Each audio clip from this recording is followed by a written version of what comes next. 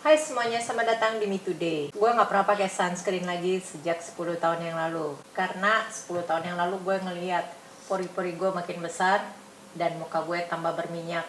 Jadi gue berhenti memakai sunscreen. Kalian tahu kan Lucy Liu, dia adalah aktris Hollywood. Dia juga tidak pernah memakai sunscreen. Dan wajahnya masih kelihatan seperti berpuluh-puluh tahun sebelumnya. Nggak ada perubahan. Dengan begitu banyak brand skincare yang ada beredar di Indonesia ini, dari mana lo tahu kalau itu skincare yang tepat buat lo? Di Indonesia sendiri ada lebih dari 760 perusahaan kosmetik, produk skincare yang setiap tahunnya setidaknya ada penambahan produk 10-20%. Skincare adalah produk yang ditujukan untuk di-apply secara rutin yang diaplikasikan ke kulit untuk melindungi atau memperbaiki atau menambahi kondisi kulit menjadi lebih baik. Supaya orang mau membeli produk skincare ini setidaknya ditambahkan nilai-nilai kognitif, emosional, dan sensori. Adanya perasaan bahagia, senang, kebanggaan karena mampu membeli produk skincare itu, dan tekstur pada saat skincare menyentuh kulit, wangi ataupun warna yang membuat orang mau memakai suatu produk skincare. Ditambah isu-isu yang dikeluarkan oleh ambasador, selebgram atau influencer yang mempromosikan suatu produk. Kalau gitu yang menjadi pertanyaan di sini, skincare mana yang baik? Mayoritas pemakai skincare rutin adalah wanita yang usia produktif, terutama di bawah 60 tahun. Penggolongan harga skincare ini juga tergantung dari kantong. Banyak yang lebih berminat pada skincare lokal dibandingkan dari brand luar karena mayoritas orang Indonesia adalah kalangan middle to low. Jadi kalau ada seseorang yang sudah naik status atau memiliki dana lebih, setidaknya mampu untuk membeli brand skincare yang lebih baik. Ada harga, ada rupa. Review seringkali pada suatu produk adalah dimana tekstur ringan, cepat menyerap, nggak meninggalkan jejak terutama basah ataupun white cast, tidak terasa berat di kulit, SPF-nya tinggi. Kalau masalah wangi terkadang juga tidak terlalu berpengaruh ya, asalkan didapat hasilnya sesuai dengan harganya, sesuai dengan harapan ekspektasi.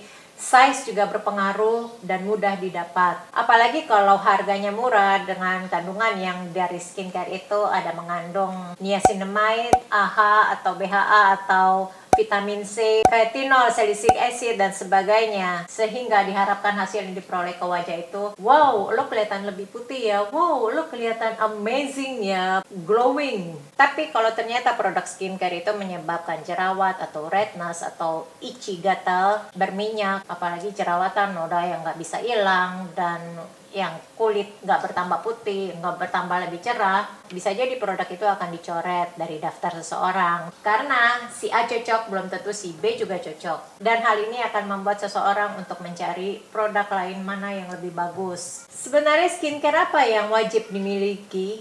Kalau banyak orang merekomen sunscreen, moisturizer, serum, toner, sabun wajah, terus apalagi chemical peeling, dan ya segala macam ya, gue juga nggak gitu apa ya.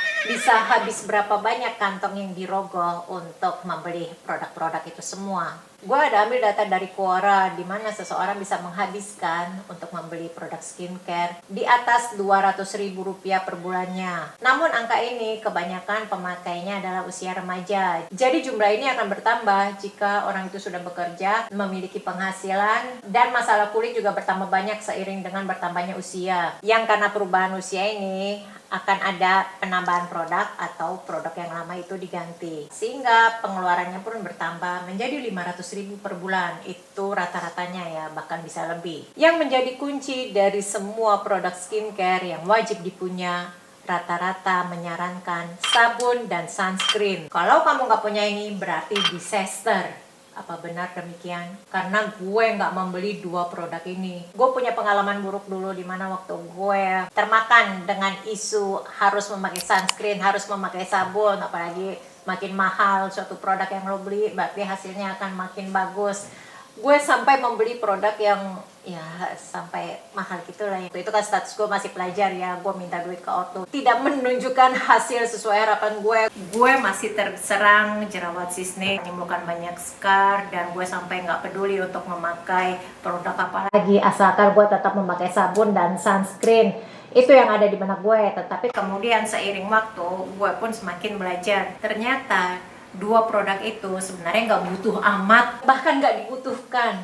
Apa yang mendasari pemikiran gue ini? Karena pertama kali yang menjadi basic dari sabun itu adalah minyak. Masih ingat kan pelajaran waktu SD dulu? Gue mau cerita sedikit tentang awal penemuan sabun ini, di mana waktu zaman Nabi Musa disarankan agar orang Israel membersihkan tubuhnya dengan menggunakan minyak dan abu. Hingga cara ini masih berlangsung sampai zaman Yunani kuno. Dan pada zaman di Romawi sampai ada dibangun spa sanitation per aqua, yang spa itu juga masih ada sampai sekarang ya. Dimana pembangunan spa ini ya pada saat itu meninggalkan image kalau acara mandi adalah acara yang relaxing, yang mewah dan menyenangkan, sehingga pada saat itu spa menjadi kebutuhan yang populer sampai saat ini. Spa itu menurun populernya pada tahun 467 Masehi hingga pada abad ke-14, di mana ada penyakit Black Death yang sangat mematikan dan orang mulai sadar diri tentang sanitasi. Yang di sini berangkat